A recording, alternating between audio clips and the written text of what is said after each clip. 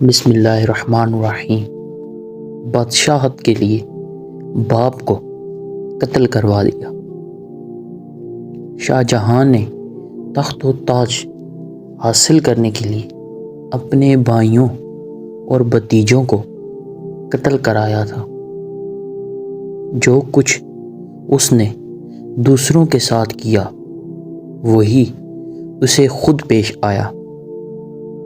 جس بولت کے مرض نے جب شاہ جہاں کو کاروبار سلطنت سنبھالنے سے معذور کر دیا تو اس کے سرکش، خود پسند اور خود رائے سب سے بڑے چہیتے بیٹے دارا شکوہ نے عنان حکومت سنبھال کر اپنے والد کو آگرہ کی ناموافق ہوا میں اس کی مرضی کے خلاف رہنے پر مجبور کر دیا اور اپنا راستہ صاف کرنے کے لیے اورنگزیب عالمگیر کو ہٹانے کے در پہ ہوا، مگر ناکام رہا۔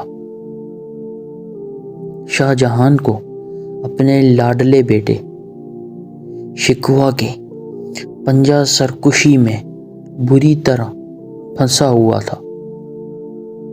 عالمگیر نے اس وقت کے حالات کے پیش نظر صرف اتنا لکھ بھیجا: حضور اب قلعے سے باہر آئیں۔ یہی حکم شاہ جہاں کی حکومت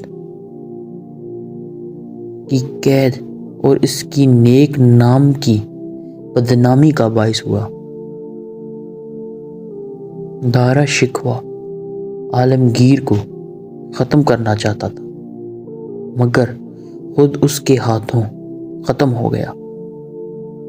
مراد نے اپنے بھائی عالمگیر کے دست و باز ہونے کے باوجود غلط مشوروں کی بنا پر اس سے تاج و تخت چھیننا چاہا، مگر خود اس کے ہاتھوں سے اپنی زندگی کھو بیٹھا۔ اسی طرح قدرت نے ہر ایک کو اس کی نیت کا پھل اسی دنیا میں چھکا دیا۔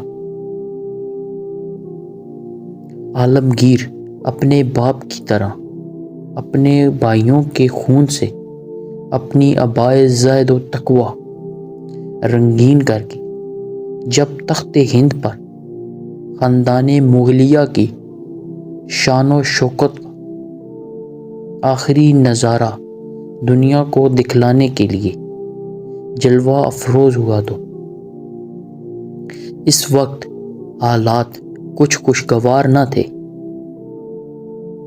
مقدر فضا کو سازگار بنانے کے لیے عالمگیر نے ایک دربار خاص منعقد کیا، جس میں ملک کے امراء، فضلاء اور علماء موجود تھے۔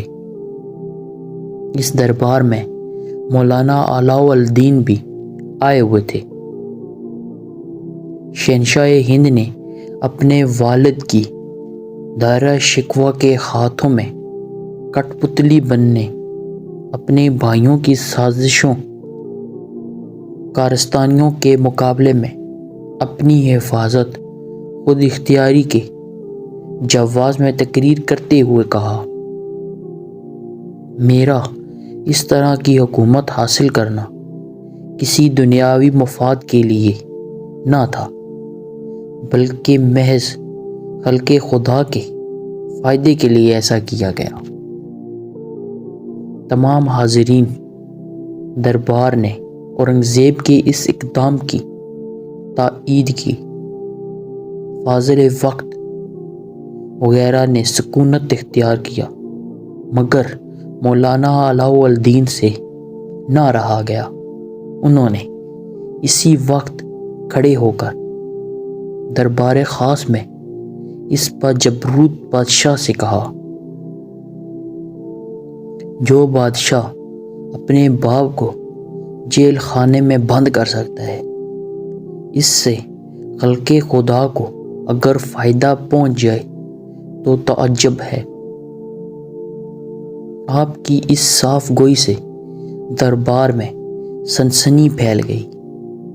اہل دربار حیرت میں آ گئے اور بادشاہ علاؤ الدین کا منہ تکتا رہ گیا، مگر کچھ کہنے کی ہمت نہ ہوئی۔ اکثر اوقات کلمۃ الحق جابر حکمران کے لبوں پر مہر سکوت ثبت کر دیتا ہے، اور ان کا سکوت ان کی غلطی کا عملی اعتراف ہوتا ہے۔ مگر اورنگزیب نے جو کچھ کہا اسے سچ کر دکھایا۔ 50 سال تک خدمت خلق کی اور خود کتابت قرآن کی اجرت پر گزارا کرتا رہا۔